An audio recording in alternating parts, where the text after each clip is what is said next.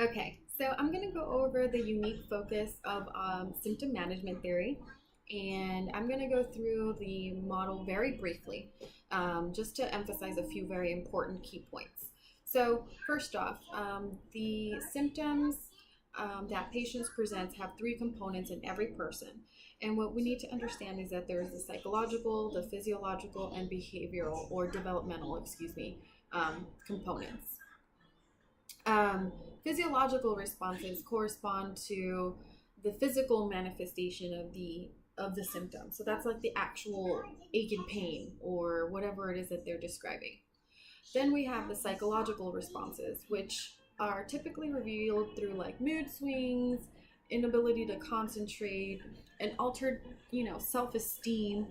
They might feel bad about having this particular symptom.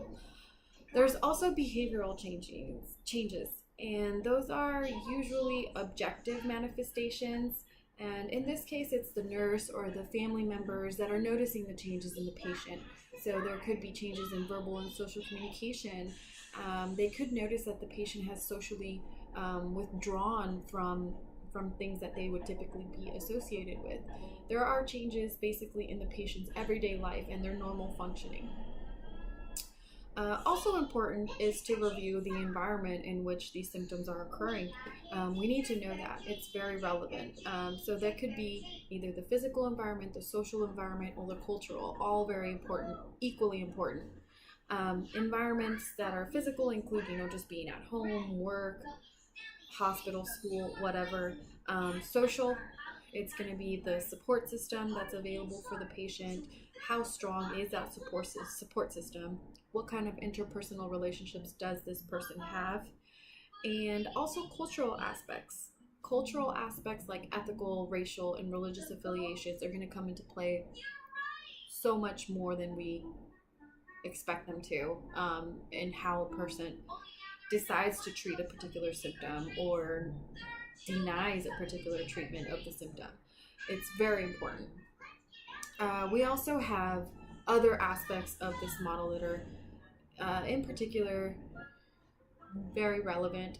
I feel that the symptom experience bubble there with the pink is important, and that we know that it's interchangeable. So there's a perception of symptoms, there's the evaluation of symptoms, and the response to symptoms. That's all very important, and our main focus is to know, like it says in that second bullet point, that there's an interdependent relationship between the processes of symptom experiences and symptom management strategies. Also, the unique focus of our particular model is that it's a focus on the nurse's efficiency to find the total symptom experience and not just the outcome of the management of symptoms. So it's not just fever, Tylenol, lower temperature. No, we're trying to find a total experience as to why this is happening, why it's recurring, how it's recurring, when it's occurring, and what is this patient doing to treat it on their own, and how are they responding to the treatment that we've given them.